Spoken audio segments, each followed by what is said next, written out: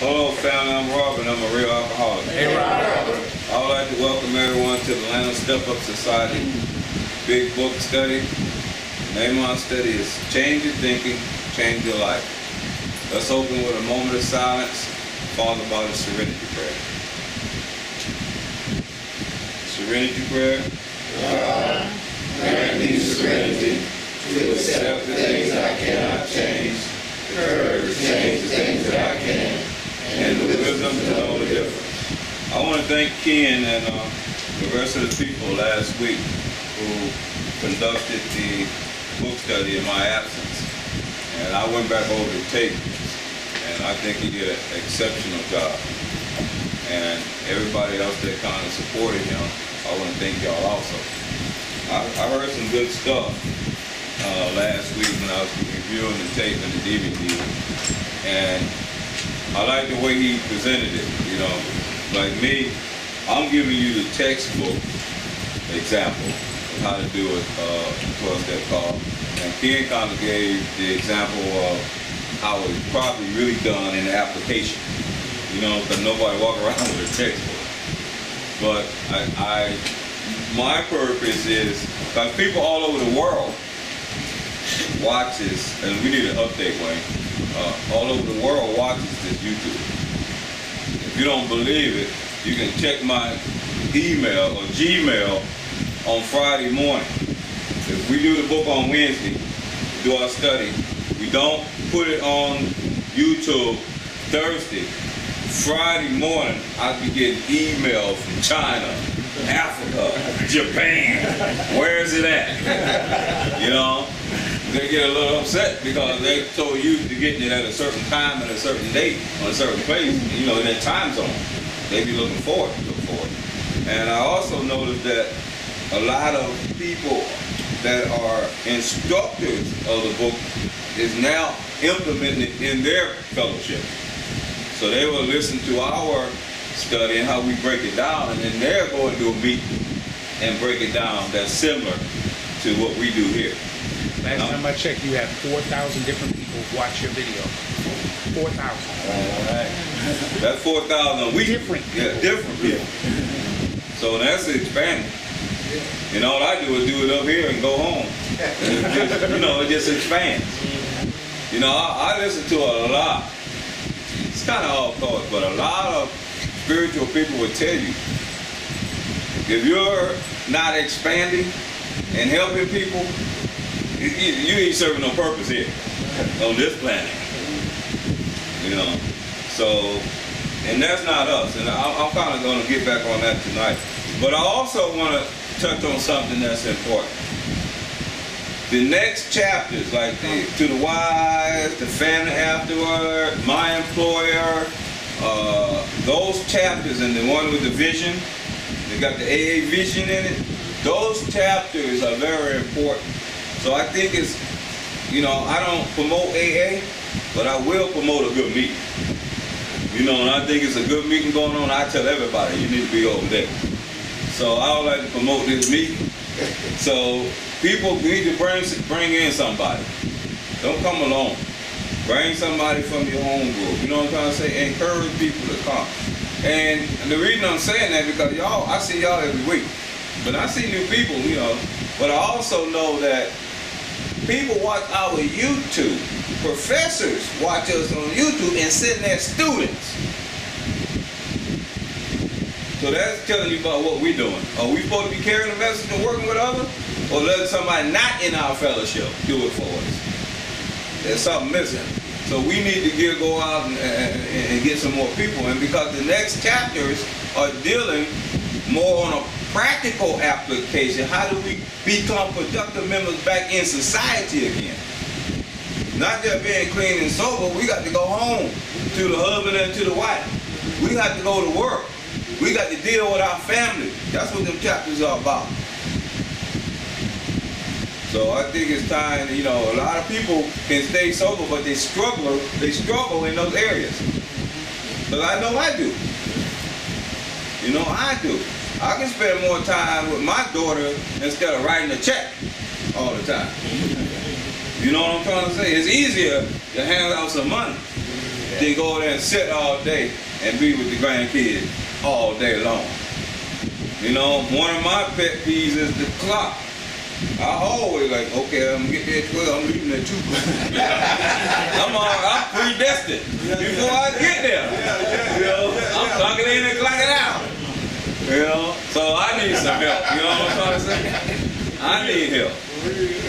Alright. So what we're gonna do, we're gonna work. When I was studying this chapter, I really didn't. I have done it a lot, but I did not know. There's a lot of pages in this chapter. There's a thick one. So we're going to do it, and we're going to just go right into it. And if I go back over some of the stuff Ken said last week, it's not by choice. It's just where I just pick over where I left off at. All right. So what we're going to do is we turn to page 91. We was talking about Erica's family.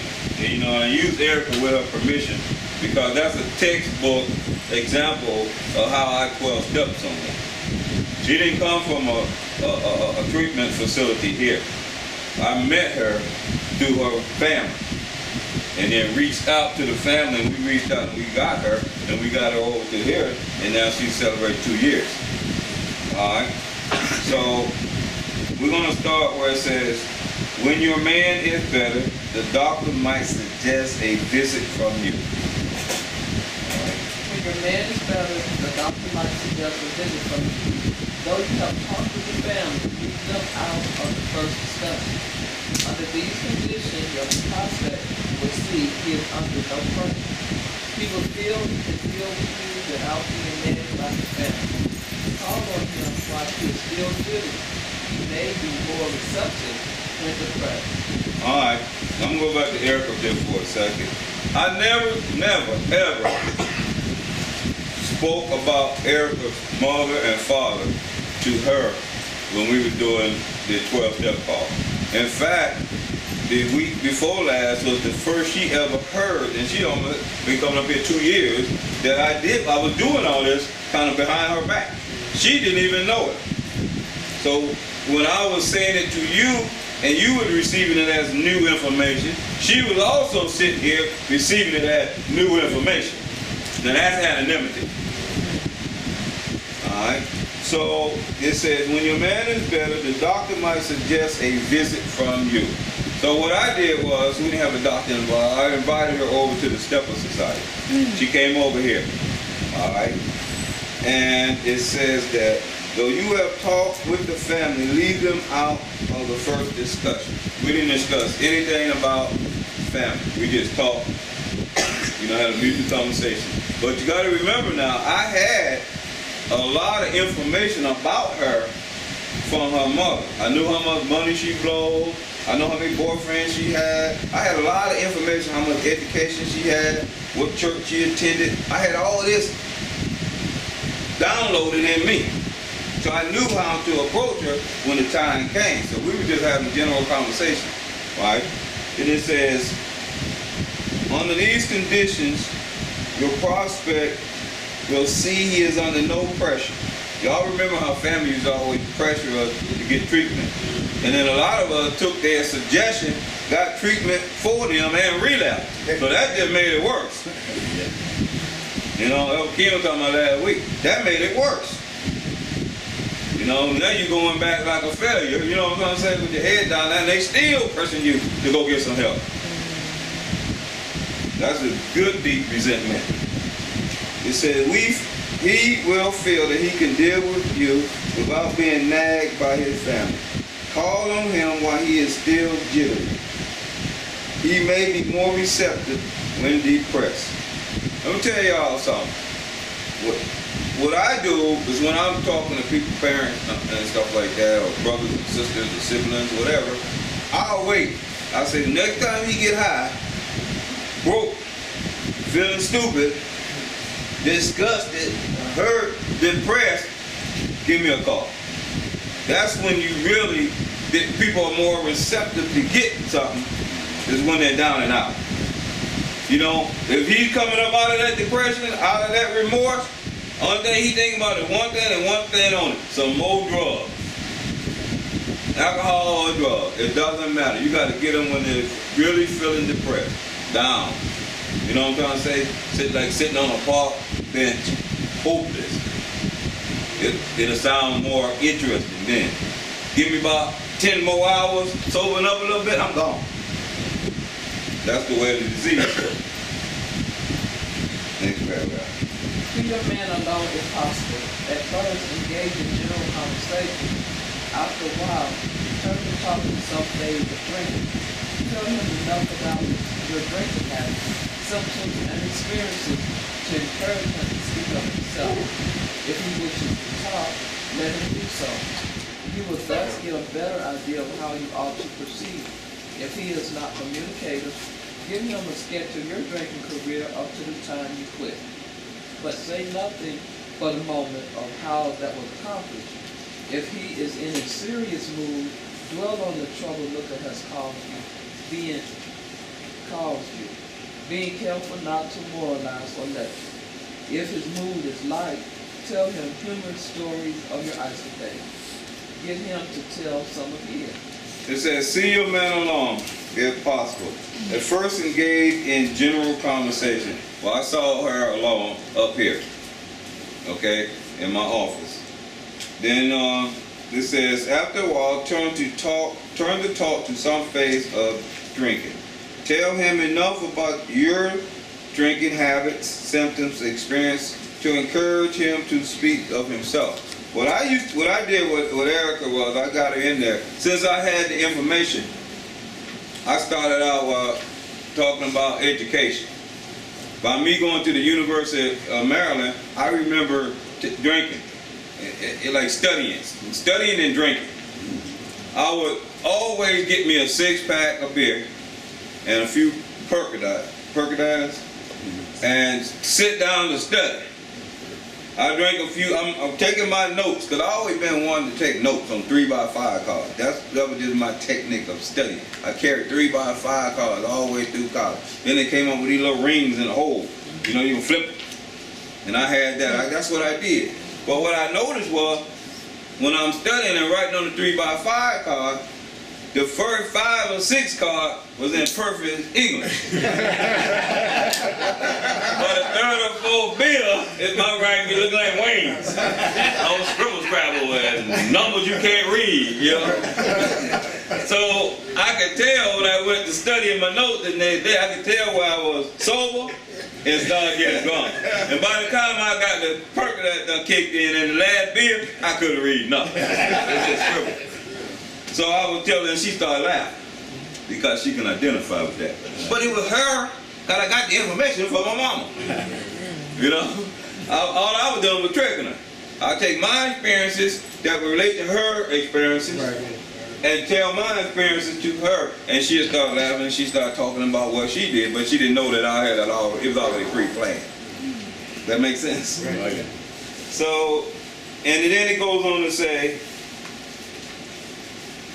if he wishes to talk, let him do so.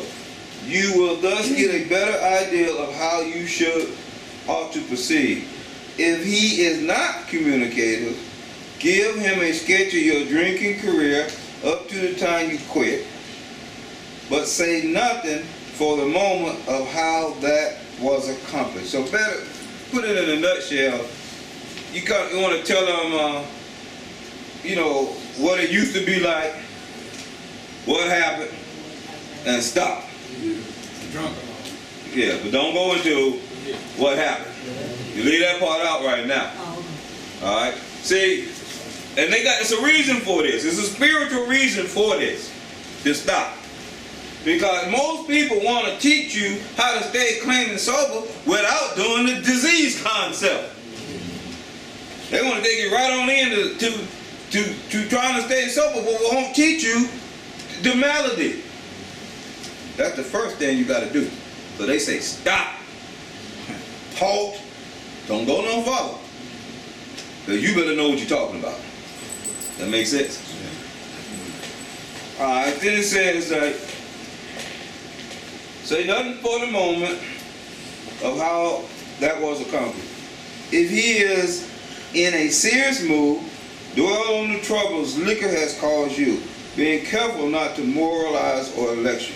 I always go into some stuff. I always go into the, let me say, it says, if his mood is light, tell him human stories of your escapade. Get him to tell some of his. I can tell when I'm talking to people, the funny part is that when I tell about how I got the $40,000 severance pay, and then I went out and blew that. You know, I went to the bank and asked the bank, to cash the check.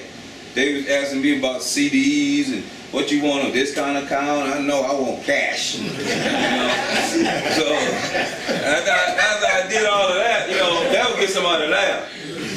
But when I tell about how I was standing in line to buy some drugs, and there was a little door there, and they cut the door in half. You have that swinging top, but the bottom of the station there, it was like that. And you have a table on the other side. You just kind of paid your money, and they give it, put it in your hand. And when I came through, it was my turn. Somebody bust through the door in the back, and the guy that was sitting at the table, I saw his head and the blood, bow, hit the wall. Hit the wall.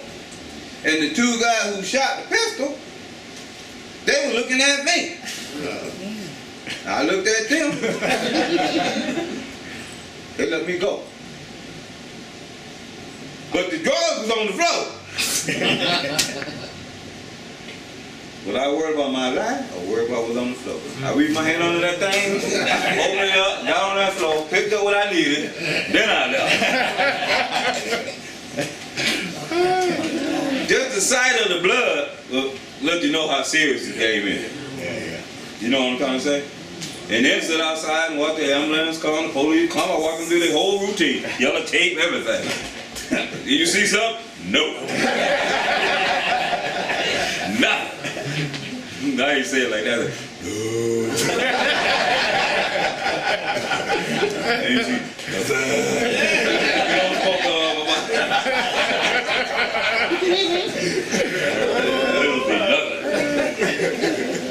It wasn't my business. You know how we are. Looking back, it's kind of funny that way. It wasn't that funny. Alright, but that's what we want to do. We want to have, because laughter is healing. I told y'all, I can tell when I tell a joke or something, somebody be looking at something, man, damn thing funny. I don't know what are you talking about, Alright, let's do the next paragraph. When he sees you know all about the drinking game, commence to describe yourself as an alcoholic. Tell him how baffled you were, how you finally learned that you were sick. Give him an account of the struggle you made to stop. Show him the mental twist which leads to the first drink of a spree. We suggest you do this as we have done it in the chapter on alcoholism. If he is alcoholic, he will understand you at once. He will match your mental inconsistency with some of his own. Alright, what I did with Eric is I stopped right there. And I took in the disease concept, DVD and tape, made her sit down for an hour and watch it. Watch it. It was very effective. But for people who are in here, when you're working with others, that's why you come up to the point and stop. But what happened? What happened, what it be like, and what it's like now. You don't go into that until you tell them what the problem is. You always got to go back to this problem, step one. You got to tell them what step one is. It talks about it, how we talked about it in alcoholism, talk about the mental twist, the obsession of the mind, the physical allergy. They want you to talk about this stuff. And you got to know what you're talking about. So, as we're going to work with us, we got to go back to step one. That's what the problem, the sickness is, what the illness is in step one. I'm just doing this real quick. We talk about we suffer from a disease or an illness. It had two parts. Mental obsession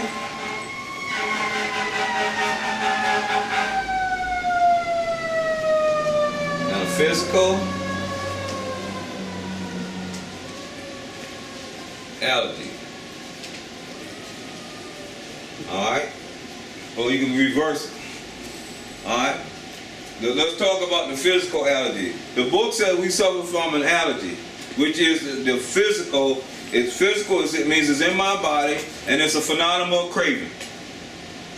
Every time I'm allergic to alcohol or drugs, anytime I put any alcohol or drug into my body, it triggers an allergy, an allergic reaction to me, which is a craving beyond my mental control. My body physically craves for more. My cells in my body sensitizes, and it reacts, and it wants more and more and more of the alcohol. And it's beyond my mental control. See, in order to be a true drinker, or let's say you're non-alcoholic, you've got to be able to start with the mind and stop with your mind. My wife can go out right now, sit down, have a glass of wine. I think I'm going to have a glass of wine. Start. When I'm through with the glass of wine, I don't want no more. Stop. I'm sitting right at the same table, the same bottle of wine. I think I'll have a glass of wine with you. Start. I put it in my body, the allergy triggers. No stop. It overrides, the phenomenon of craving overrides the mental thoughts. So, she be talking about let's go home, I'll make a lie. Oh, you go ahead and take the car, I'll meet you somewhere, I gotta go check on that. Nigga, I'm going to Geekville. That's the bottom line. Alright? So, where I have a craving, I'm just doing this real fast. That's the physical side. The mental side is we have an obsession. That's a thought or an ideal of using that overrides all normal thinking. So you got to say, what is normal thinking? For me, when I was using, I used to always say stuff like, this would just be normal thinking for me. When I get, let's say when I get paid. When I get paid, I'm going to get me a bus card. Model card. I'm going to get a haircut. I'm going to save a little money because I'm tired of being broke every week. Give my kids some money. There's a little few ideas, you know what I'm trying to say? Pay some, I ain't never had no rent, so I did have, what you call it name? Rooming house. I did pay for my room. And I promised my mother I'm going to help her with some, you know, something. Now those are normal thoughts. Anybody in this room, anybody in this city, anybody in this state, anybody around the world would think like that on payday.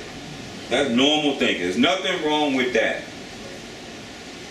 The problem is I have a mental obsession that overrides our normal thinking.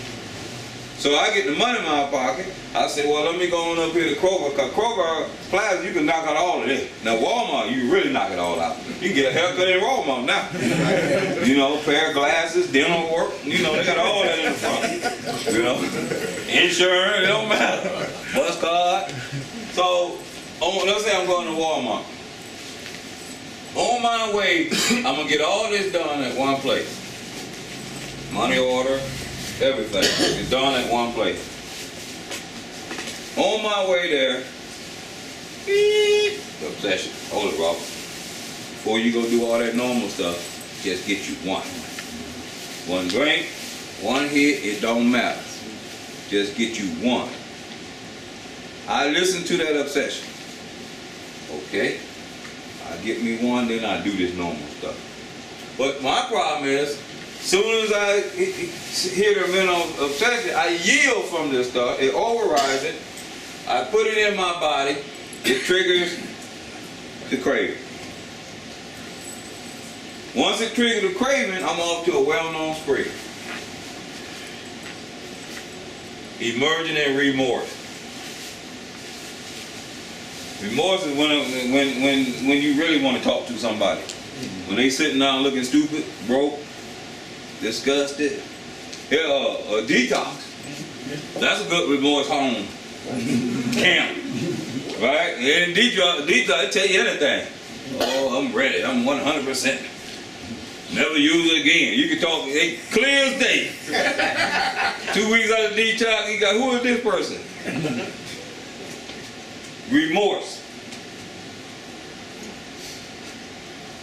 with a firm resolution, I never do it again. That was my prayer.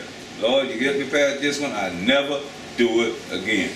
That next day, Lord, you get me past this one, I never do it again. A year later, Lord, if you get me past this one, I never do it again.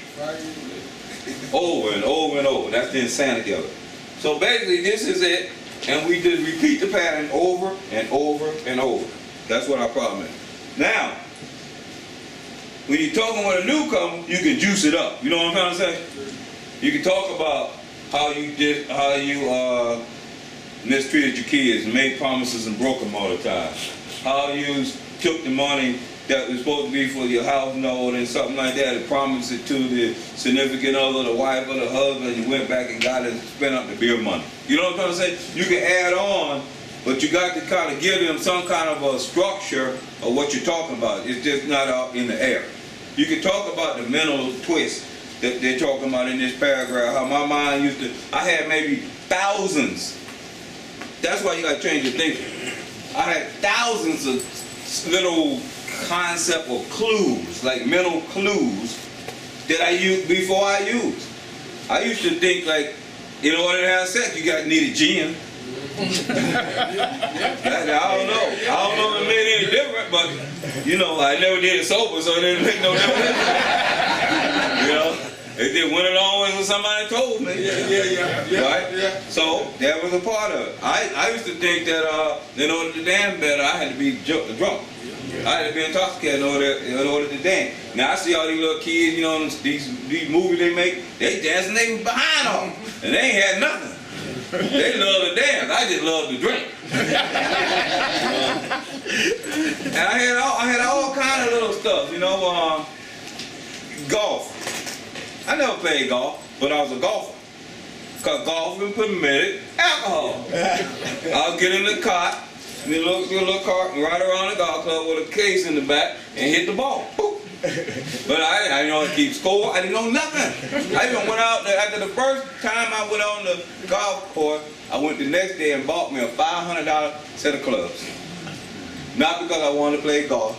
I wanted to cruise around that golf course drunk.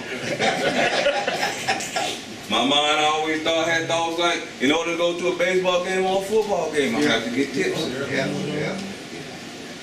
My mind used to tell me, in order to fly, you gotta get tips. So I must have like 1,000 of them kind of things, so I had no chance in hell of staying sober. Because everything I did had a little alcohol, you know, kind of mental twist with it. It was there. It was there for everything. Everything, even driving the car. Yeah. I can have 3 beers. Then I take off. But by the time I get where I'm going, I'm drunk 9. I stop at every little gas station. You know what I'm trying to say? It take you 20 minutes to go from here, from point A to point B. It take me 2 hours. You know, they call in and ask me where I'm at. You know, and to forget about a road trip. You know, traveling on the road, you forget that one. Every rest stop was me. Not in the rest stop. I always go, you know, at the edge of every rest stop, they kind of make them in the woods. Yeah. They cut 9 manicure stuff. So when you go past the wood, past the green grass, number of nice thick woods. You have a party in there. So my point is, go back to the book. Just quickly, you know, if I left something out, I just kind of give a little idea. But you can always go on YouTube and look at the disease of addiction or the illness of addiction. A lot of people be telling me, well, AA say illness. And I understand that. Then they turn around and say, it's a malady. But you look that word up, it say disease. So I don't know, it's a word thing or, you know, an ego thing. But that's what it means. It says in here. It says that it's going to tell them, well, let me see. Okay, let me go back. When he sees you know all about the drinking game, commence to describe yourself as an alcoholic. That's where we are, right? I kind of tell him about my illness, right? All the time I tried to quit and couldn't quit. Then I tell him that, you know, alcoholism, one thing about our fellowship, this is not a program about quitting. I done quit 1,000 times. This is a program that has that's incorporating a power greater than you that remove the obsession to use. It's about removing it, not a quitting program. If you come in here to quit, you're not going to be able to do it because you quit 1,000,000 times before you got here. It's about allowing a power that's greater than you to remove the obsession to use. Alright? Then it's tell him how baffled you were. How you finally learned that you were sick. I finally learned when, you know what, I have done this. I take a whole hour in a class and do this. And I know I got some new people coming in step up that we definitely got to do it for. And do this, show them about the illness and how the disease of addiction really is, and let them incorporate it in their life. It's kind of like seeing a light bulb come on. I had done that. People stand up and say, "That's me. That's me." They get excited. They get honest. Step one makes sense. That makes sense. It really makes sense when somebody breaks down what we're talking about to you. All right. Give him account of the struggles you made to stop. I tried everything under the sun to stop until I found this out. Yeah. Once I found this out, this is where my beginning of stopping started. I tried sending money to myself. I tried giving my money to other people. I tried opening up bank accounts. I tried everything. I even used to take my money on payday, buy a money order, and mail it to myself. Friday, I put it in the mailbox. And I'd be sick as a dog Saturday and Sunday. And couldn't go to work Monday because I'd be waiting on the mailman.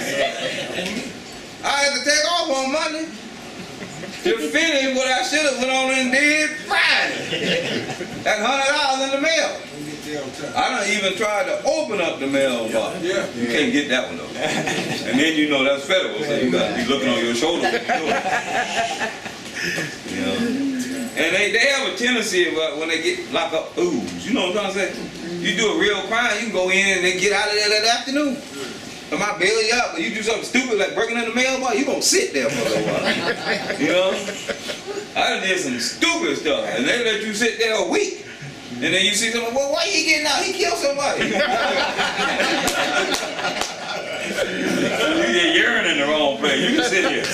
You know? It's crazy.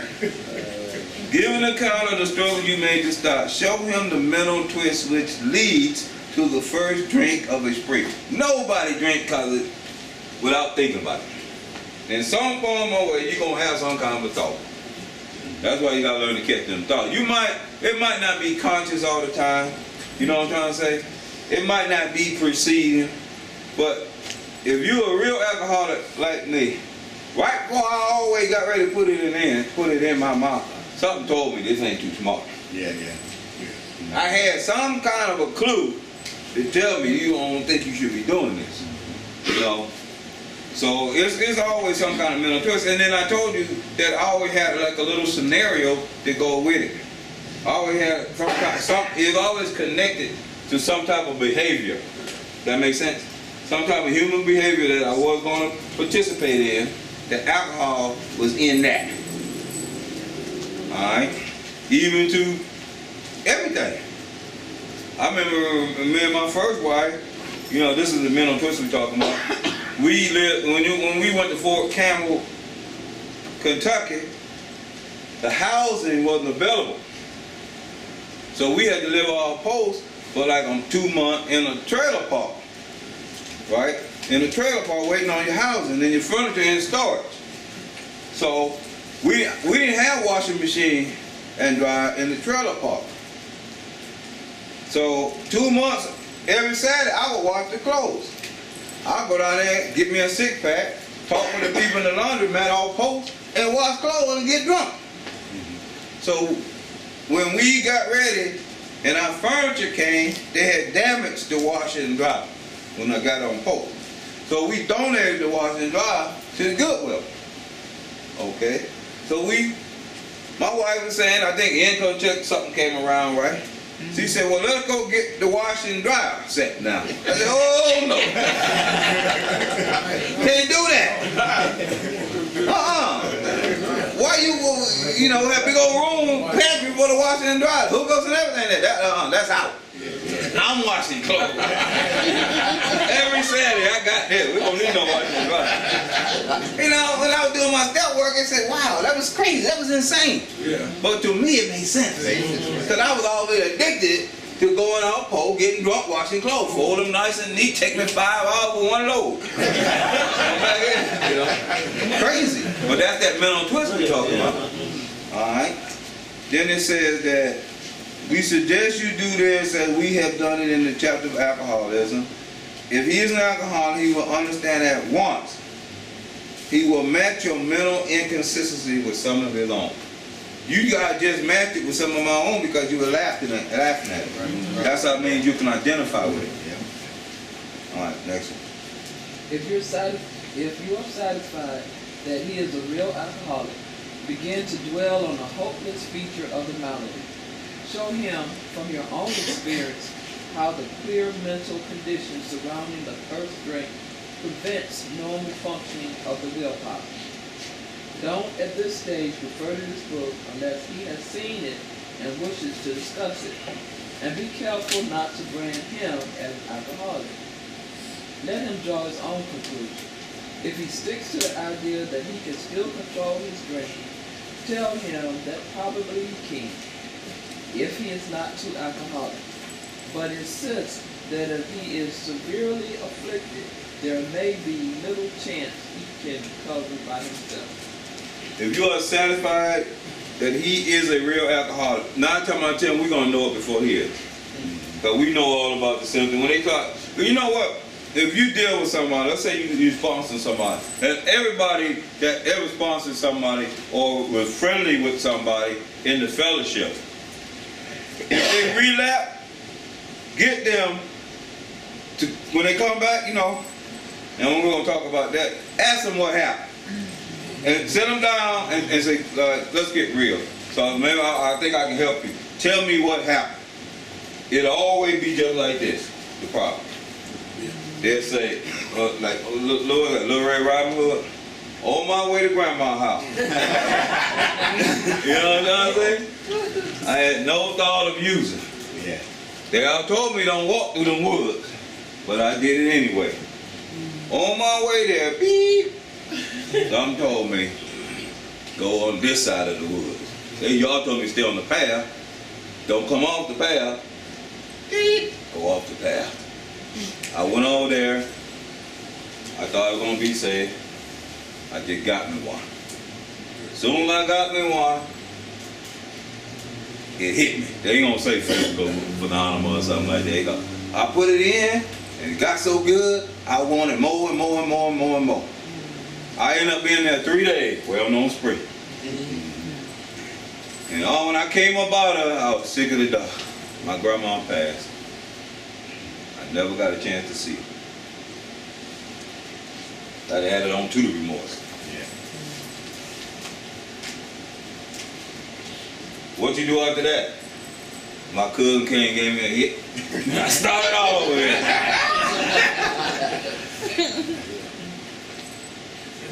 The obsession overrides all normal thinking. I don't care how depressed you is, how many times your grandma died. If I say, yo, I got $10, you want to go, you jump up out that depression and come go with me.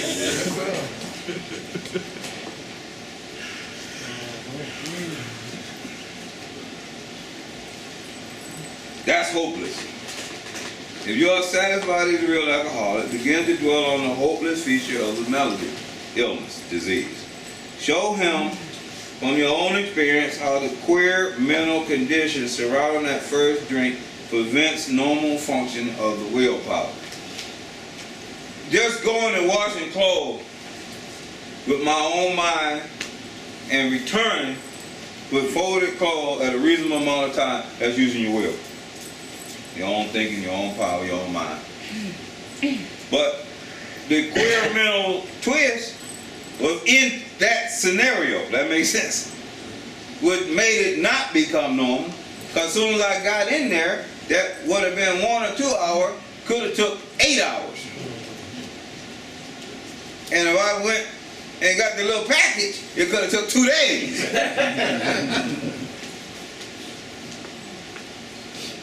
It destroyed my willpower. my concept of starting and returning. Alright?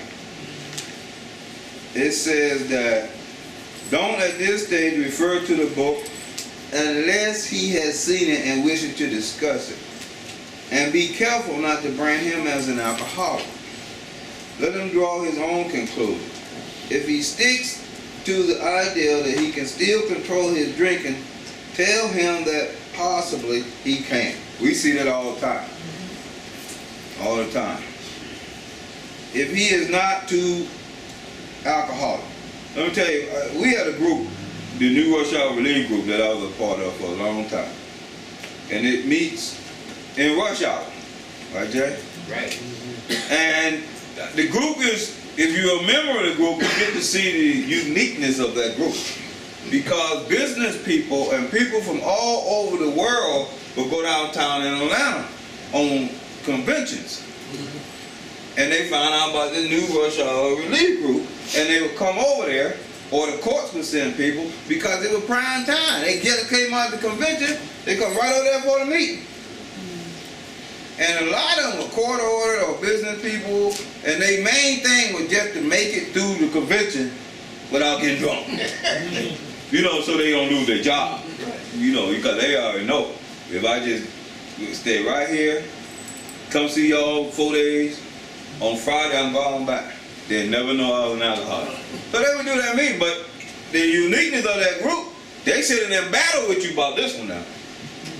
They'll battle with you. Somebody court order come in there, they'll battle you about this one. Then we see them again. I'm not no alcoholic. I just want to do 4 days.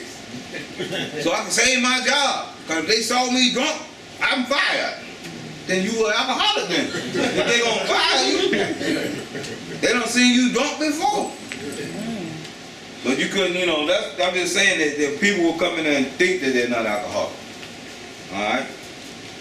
Then it says that, but insist that if he is severely afflicted, there may be little chance of that he can recover by himself.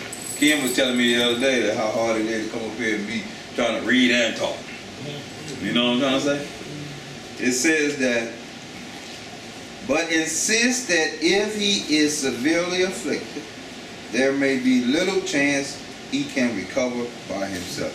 You know what's so beautiful about our program? We have 12 steps. And look, we have a fail-safe system. You know, I'm a businessman. I know what that means. Fail-safe system. If you have what it means is that in your business or in your scenario, we incorporate a system that if something was to fail, it will not demolish the whole company. You know what I'm trying to say? It won't take it all the way out. We got another backup system to make it safe until we can go back and fix this. You know, we do that with our trucks. You know, I know that preventive maintenance is good. So I was a military man. That's what they did. Plus I know that every seasonal change, you better change that oil and antifreeze and all that. When it's becoming cold, it's battery time. You don't wait till the truck breaks down. Buy the battery before it get cold. You got to have these systems put in just so you don't fail completely. That's what our 12, we the best on the planet, y'all. There's no better program, spiritual program alive that's better than the 12 steps. I'm telling you that. This is the best on the planet. When it comes to behavior, fail-safes. One of us relapse, we grab him way before he totally destroy himself. Totally destroy. We got 12 steps. If you slip on one, the other one catch you. You know what I'm trying to say? Yeah. It's the best. There's no better system when it comes to human behavior better than ours. You hear about somebody, you might pick and joke on initially. Let's say somebody relapse. You might say something initially, but then some kind of way in your mind, it starts to change into a helping mode. Yeah. Yeah, I thought about it. Let me go over here and check on this person. We the best. We the best on the planet. I'm gonna tell you how good we are. In this business, at one time it used to be only like 5 or 6 of us that run this whole thing. I've had churches call us, pastors call me, say, Mr. Barber, we had a family that got burned out. Can y'all donate some clothes, some furniture, and some shoes? I said, sure, Pastor, I can help you. Robert, you know, Mike, you know me. Pastor, how many people in your congregation? Or the preacher, 500 men, 2,000 women. I'm on the phone and I'll put it down. I done heard too many already. 700 kids, just programmed out. I figured that Pastor ain't but 6 of us. But we can't help you. He hang up in my phone. Bang! Where's your fail-safe program? 6 of us can help you, but 1,000 of you can't do nothing for you. We the best. Well, there's no program better than this one. I stand up for that one. There's no program better than the 12-step program when it comes to human behavior change. We got the best fail-safe program that exists. All the way from detox to treatment to the fellowship. You know, you go on one program. Let's say you go up, you come to step up, and you do 6 months. People laugh at you. You relapse. Doggone Gateway grab you. St. Jude grab you. You know what I'm trying to say? Petrie and Pine grab you. I don't care what it be before you go completely out. It's built in. It's all over the world. You can go over to right now, fly to Germany, say you're an alcoholic, they grab you. Go to Russia, they'll grab you. Go to tell me you're a Christian, boom! Hey, grab you. I'm telling you what I know, man. That might be bold, but it's the truth. Yeah, it's true. It's the truth. Yeah. The best on the planet. Let's keep going. Continue to speak of alcoholism as an illness, a fatal malady. Talk about the condition of body and mind which accompanies it. Keep his attention focused mainly on your personal experience.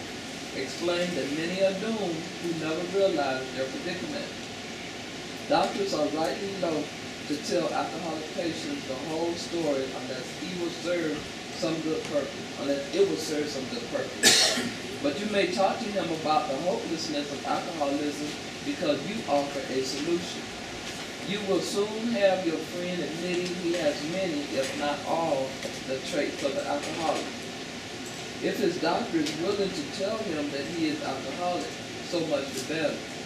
Even though your protege may not have entirely admitted his condition, he has become very curious to know how you got well.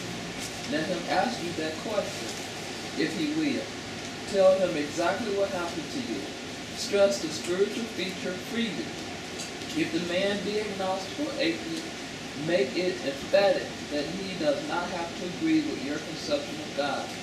He can choose any conception he likes, provided it makes sense to him. The main thing is that he be willing to believe in a power greater than himself, and he live by spiritual principles. Now that power greater than himself, that is the best fail-safe program you can have. To believe in something that's bigger and better than you. You know what I'm saying? That's a power. All right, let's go ahead. It says, continue to speak of alcoholism as an illness, a fatal malady. I mean, it's deadly. It kills. You know, I saw, yesterday I was at home, and I was working on my toilet. The guts on the inside were making a noise. I done traveled all over the house listening like a little dog in the walls, and it was a toilet. You know, the little gut thing was doing it. So I figured it out. I was putting it on, but I was watching the Maury show, right? And it was they had these guys, 3 guys, that were beating. Beating and controlling their wives, real ugly. You know, sit down, you do what I say. It was real bad, right? But in the end, to get these guys to change, they took them to a mortuary, funeral home, the wives. And they had the makeup artist put on the makeup on them, and then they told them a body was coming in, right, with the husband, and they rolled the body in, and they pulled it back, it'd be his wife dead. Right? And that shocked them into a realization that, man, what I'm doing is wrong, you know? So they kind of like repented a little bit and said that they're going to get some psychological help and get some help and change their way they behave at home. So, you know, when I read this right here, it made me think of how deadly our disease is, and it's deadly in our presence, but we don't really see it until it's dead. That makes sense? Yeah. We don't know how dead this thing is. Because the women were still alive. They had to show them as dead bodies. You know, we continue to drink and drug, but we're just as dead as the women were. And we kind of overlook how deadly this thing is. That makes sense? And we got movie stars and celebrities that die all the time from it. All the time. It says, show him from your own experience how to, no, one minute. All right, continue to speak of alcoholism as an illness, a fatal malady. Talk about the conditions of the body and mind. Body and mind. Physicality, mental obsession. Y'all see how you have to go back to the problem in order to like sponsor someone? You got to start at the beginning. You know, we don't want to put the cart in front of the horse. Keep his attention focused mainly on your personal experience. Explain that many are doomed. This is important. Explain that many are doomed who never realize their predicament. Sometimes I think about the entertainers that we have lost in the last few years, including my nephew. Right? So I kind of like, I know for a fact that people, if you know the history of AA, if you go back to the beginning with Dr. Bob, Bill Wilson, and William D. Silkworth, Dr. Silkworth was not treating poor people in Towns Hospital. That's right. He was treating millionaires from all over the world. Do you not think millionaires, oil sheiks, did not have psychological help? They had psychological help. Do you not think Whitney Houston, Michael Jackson did not have psychological help? They could pay for that. Yeah. They had it. They was in the insurance. A lot of businessmen and the kids of these, I'm talking about mega movie stars, mega singers, they had psychological help. But they did not fully understand the predicament they were in. See, so for some reason, they were just dealing with the mental side and overlooked the crazy. You can lay me down, I can pay you $1 million. You can go all back through my childhood. We open it up. You know what I'm saying? All my grandmama, the whole tribe. We can talk about all the tribes. You know, who peed over here and who did this and who beat this one, what granddaddy did this and what uncle did that. You can go all the way back to it, open the whole book, through the whole tribe. Yeah. And I'll get up off that couch and drink a beer. Once I put that beer in me, bam, trigger the phenomenal craving. See, they didn't understand that part. That makes sense? That's right. I see him on TV. You know, like the famous person be interviewed. Are you cleaning sober now? I see it on the face. I don't do no drugs. Well, what does that mean? Are you cleaning sober? Well, I drink occasionally a wine, a cup of beer. I said, oh, oh, that's it. That's it.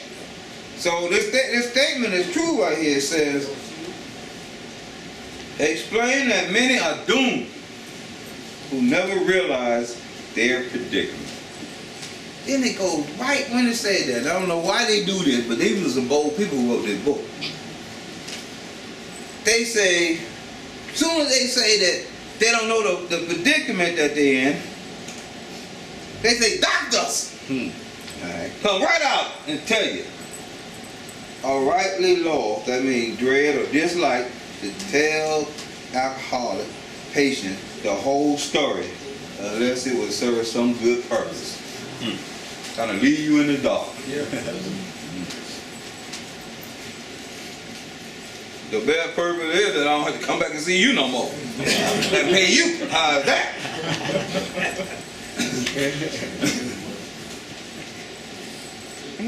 But you may talk to him about the hopelessness of alcoholism because you offer a solution. Sobriety. You will soon have your friend admitting he has many, if not all, the traits of the alcoholic. If his own doctor is willing to tell him that he is an alcoholic, so much the better. If he's willing to tell him. They keep going to these doctors. But a lot of times the doctors don't know the full story themselves. Alright? You know, my wife got a friend who's a psychiatrist, and she deals in substance abuse. And my wife always say, well, this person, she say this, and she say that. But you say something different. I said, I'm only dealing out the big book. That's the only book I need to read. There might be a lot of stuff she know more than me. I said, well, how long she was homeless? A week. Now she was homeless for a week.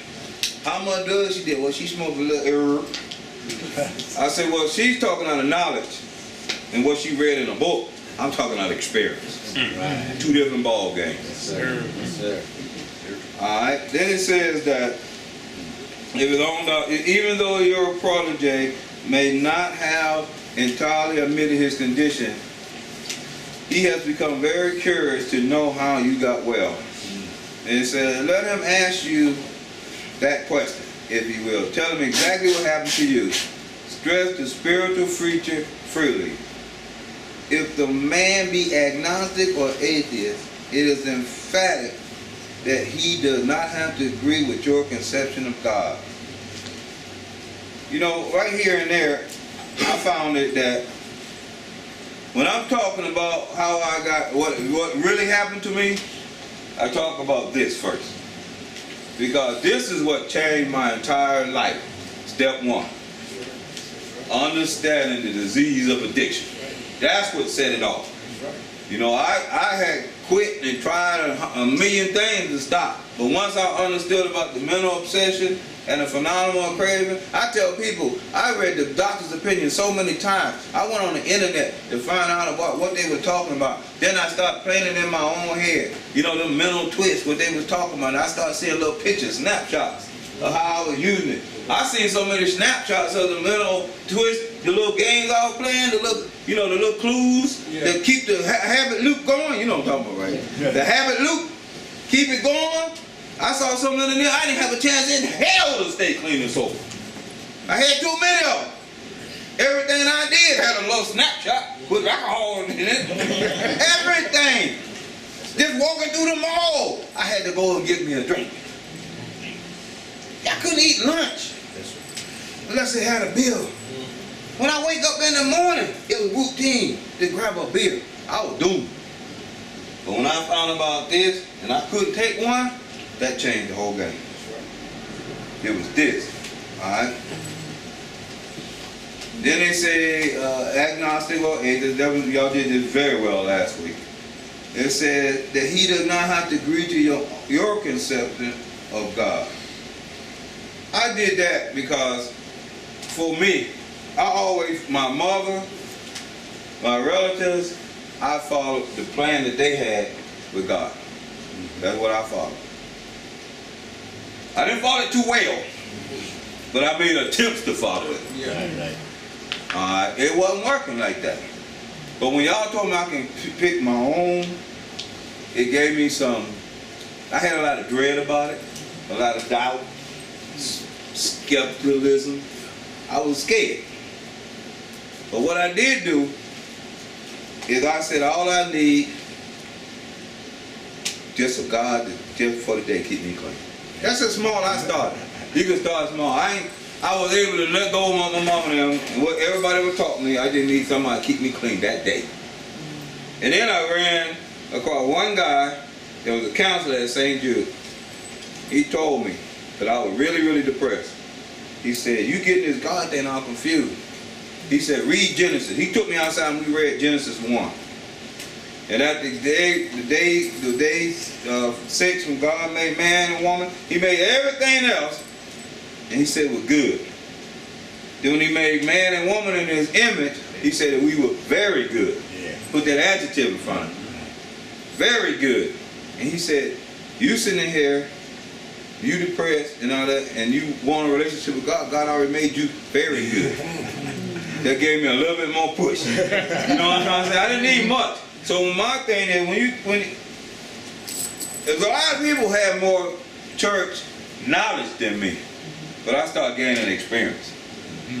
When I would get that God just to keep me just for to clean that one day, a power greater than me, I wasn't asking what color was you, where was you at. I just wanted you close to me in case I made some kind of stupid decision. Help me not to follow it. That's all I needed. I didn't need to be no spiritual driver. I didn't have to walk in no meeting and tell you all how God had blessed me for that day. No, he did nothing but let me make it from point A to point B. That's how small it had to be.